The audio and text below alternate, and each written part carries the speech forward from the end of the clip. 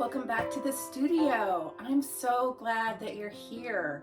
I'm working on two paintings. I'm in this mode of trying to finish paintings, which is always a good place to be. And I thought we could have a chat. I've got a cup of coffee, grab a beverage, and let's talk. On my easel, I have what I think will be one of the last of the teapot paintings. I've been working on this for a while. It's not done yet, but I think that's going to be the last one. And then I have this series that I'm slowly working on called The Animal Queendom. And I have this painting. I don't know if you can see the whole thing. I have this painting. Yeah, you can't see it. And I've been working on it for months and months, and I put it away, and I'm going to start working on it. I need to work on the owl, and there's a lot of other things, but mostly that owl is not supposed to be pink. That's just the underlayer. So I thought maybe I would try to get that done while we're in the studio, or at least give it an attempt. So two paintings, trying to get them to the finish line. It's always like that with an artist, really, is that especially if you have multiple work going on, some things they're all in different stages. For me, I know what happens is I will get bored. So for this particular painting, which I really love, it got really tight. So you'll hear artists talk about that. Like it's really just feels really tight to paint. And some people love to paint that way, especially like photorealists, they paint really tight. But that isn't how I like to paint. And so when I'm starting to feel like that, having to be perfect, then I have to step away and I put it away for a while. And then maybe I can come back to it with some fresh eyes.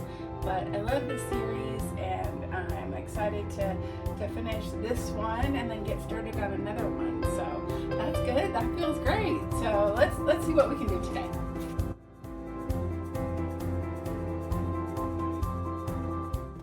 So I raised the easel and I have flipped the painting upside down to try to work on this owl.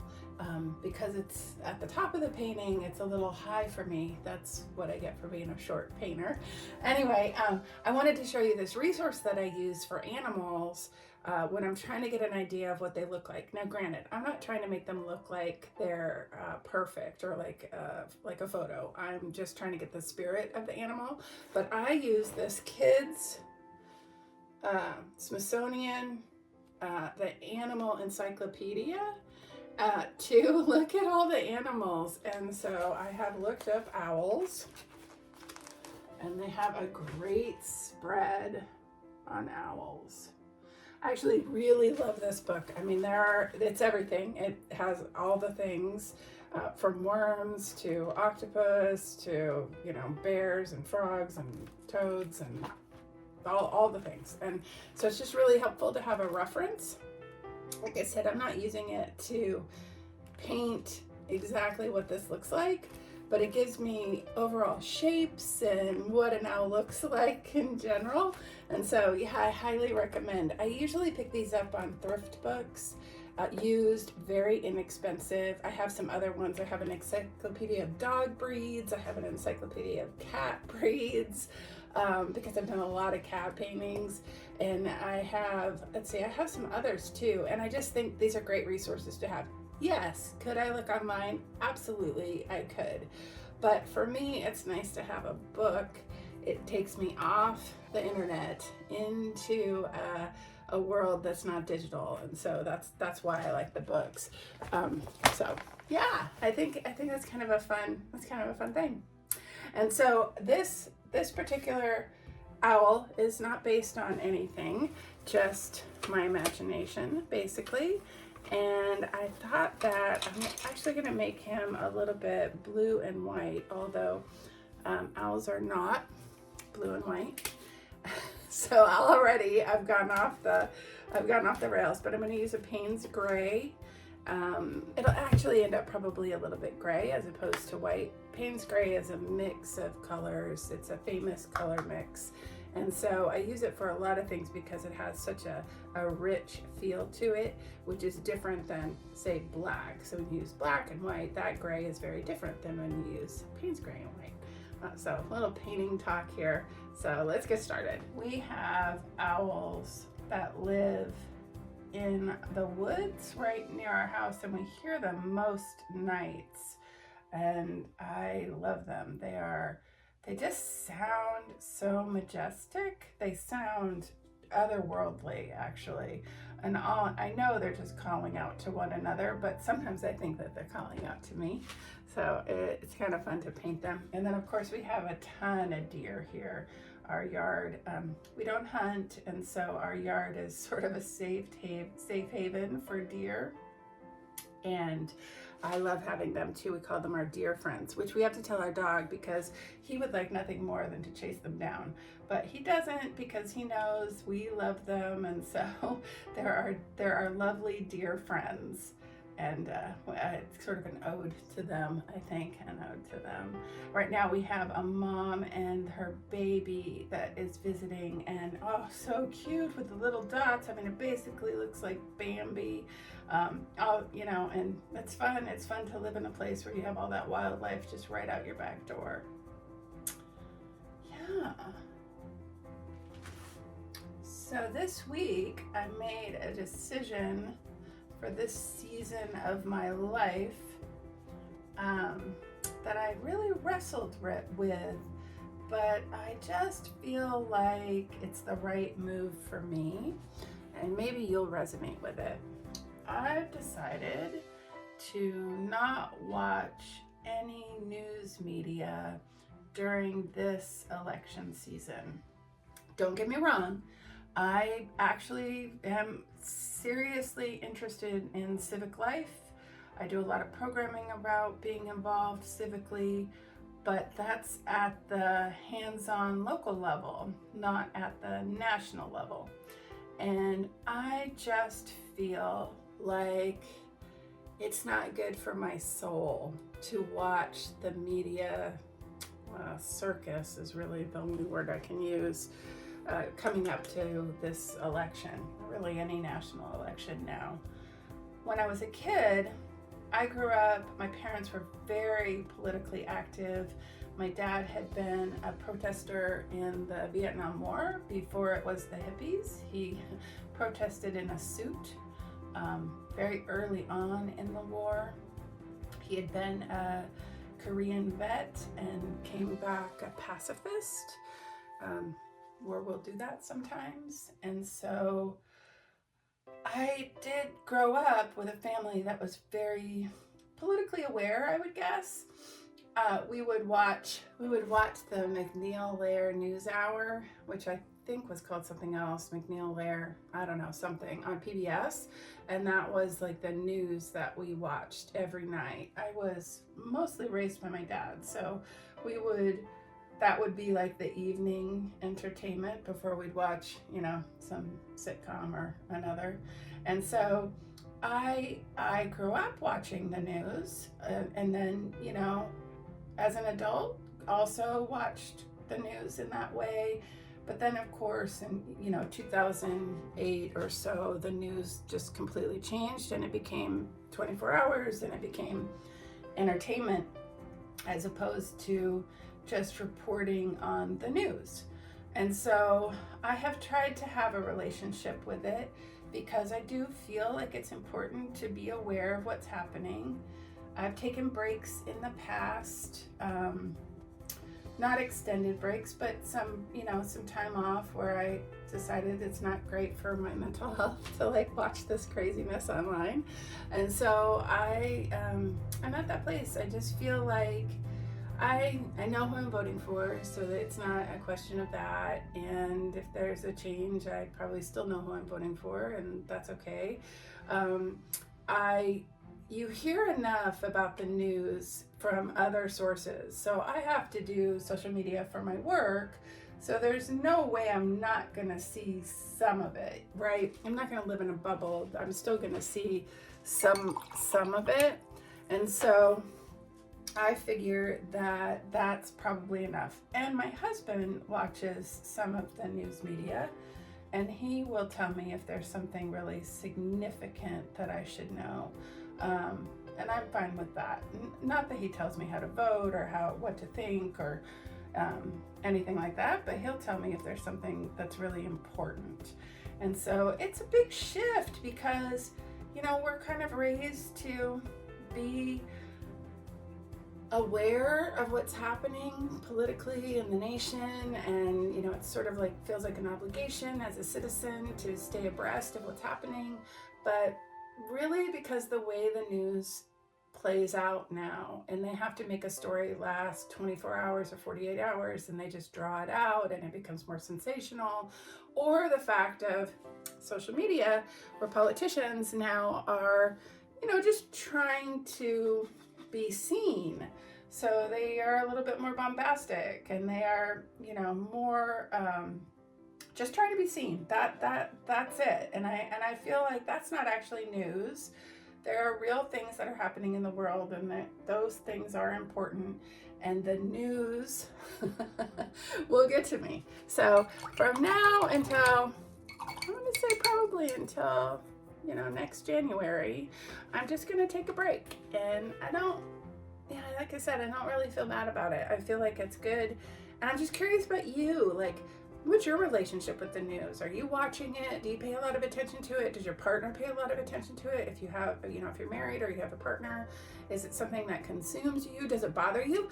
Other people it might not bother. I get very upset. Like, it really upsets me. And you know, and there's no action that can happen. So something happens on the national level and it's kind of terrible, and there's really no action that can happen from that. That's why I'm so interested in like civic responsibility at the local level, because there you can make all kinds of change happen. But on the national level, it's much harder, and getting into that sort of, I don't know, drama of it just doesn't interest me, and it's just not really good. It doesn't feel good in my heart. It doesn't feel good in my mind. And so, yeah, I'm taking a break. And so I'm curious about you. What are you doing? How are you handling it? Does it bother you? Maybe it doesn't. I'm curious to hear all the perspectives around it. I just know for myself that I'm done for this little season. And so we'll see how that goes. It's not easy. I'm going to tell you that. It's hard to take a break, especially if you have to be on your phone or you have to be on any of the social media apps, because it's all out there. I have most things where nothing political comes up anyway, but it still does. Stuff just seeps through, and so it's about having to just let it pass by and not pay attention to it. And so that's going to be the practice, I think, in this little season, is just to let that go. And you know, I feel good about it. I feel good about that I made the decision, and I feel good that that's what I want to do, and that's how I'm gonna, you know, feel during this time. How do I want to feel? I want to feel safe and secure and happy and calm and confident in the things that I'm doing, and confident in the choices that I'm making, and confident actually when I go to the ballot in November. And the way I'm going to feel confident is to not go up and down the roller coaster that the news media wants to go on. So tell me about you. Tell me about your relationship with it. I'm just super curious about how people handle the news lately, or just in general. Like, do you pay attention to it? Do you not pay attention to it? Is it on all the time? We don't have TV here. I live rurally, and we don't have, you know, I could pay for television, but I don't pay for television. We haven't had television in years. Now, I do have, you know, we have a television, but it's hooked up to a Google thing, and it's really just to play YouTube videos so I could do yoga. That's about it. And, you know, we watch some Disney with my grandson, but that is about all it's used. It just gathers dust otherwise. So it's not about that. It's about news media coming through in other ways. And so, yeah, that's the decision for me. I'm just curious. How are you? What are you doing?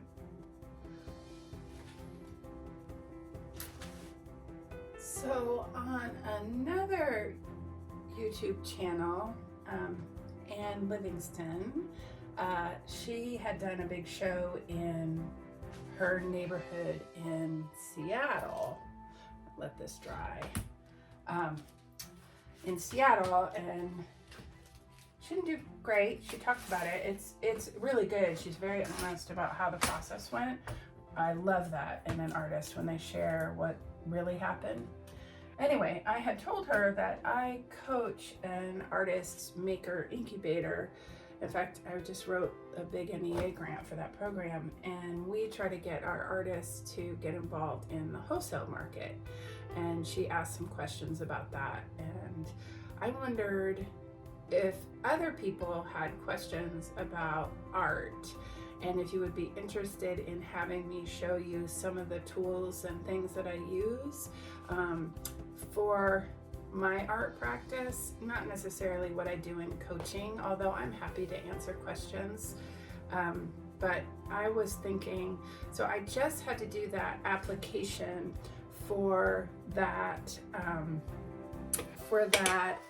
show, that regional show that who knows, we don't know if I'm going to get in or not, but I did the application, and I thought people might be interested in how I wrote the artist statement.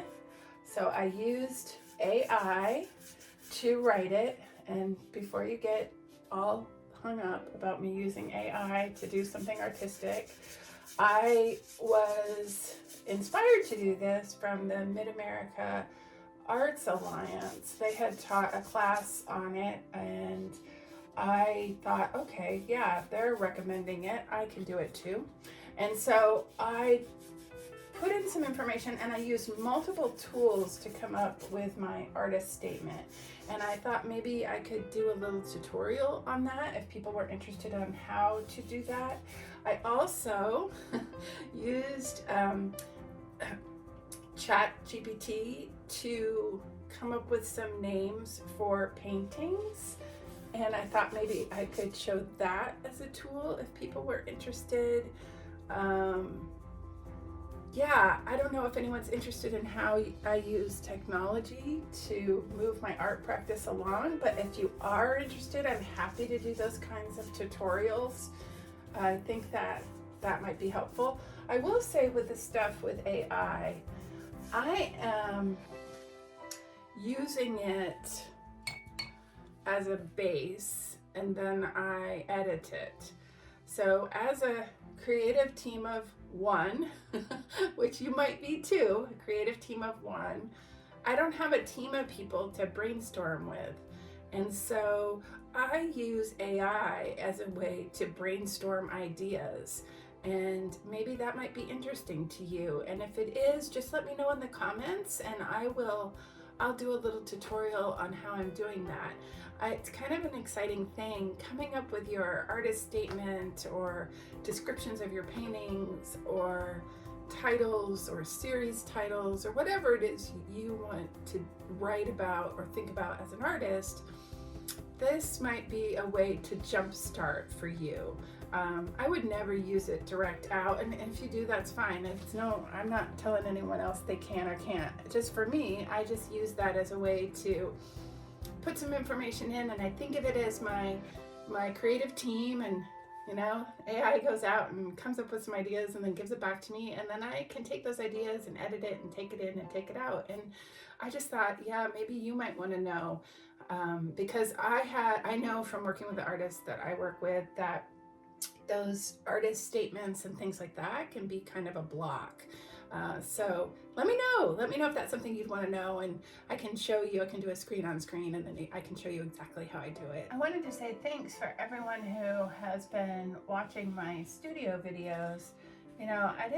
When I started this, I wasn't sure if people would be interested, but it seems like people are, and that just feels so nice. I have to say, working in a studio alone is a little bit lonely, and I don't have I haven't pursued a lot of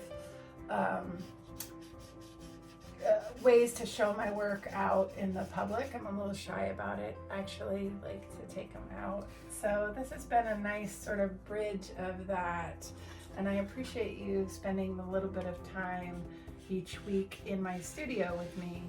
And I know that on YouTube they tell you to have one niche, and you should only do that one thing. So either I'm a painting channel or I'm a lifestyle channel, or whatever it is. I get that. I get that. And I'm sort of throwing all the things I know about living a good life in this channel, and the painting is, for me, part of that.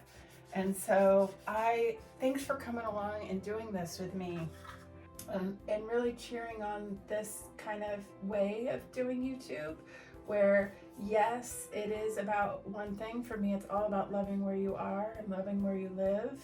And that means a lot of things. And so having you visit me each week in this space just feels great. It just feels great, and I just appreciate it so much. Like I said, it's kind of lonely being a painter in the woods, you know. I'm alone up here and I'm in my studio by myself, and so having you visit while I chat a little bit about things I care about, and then we talk about it in the comments, which I just love so much, and we're building just a little group of people. I love it. So thank you so much. Thanks for going along this journey with me, and as I try new things, and as I invite you into my studio, it feels very vulnerable to work on paintings that are not going to be finished within one video. I mean, that isn't how I work. It takes me time to do it. And so I know that, and because I know that, you're just seeing bits and pieces of a painting.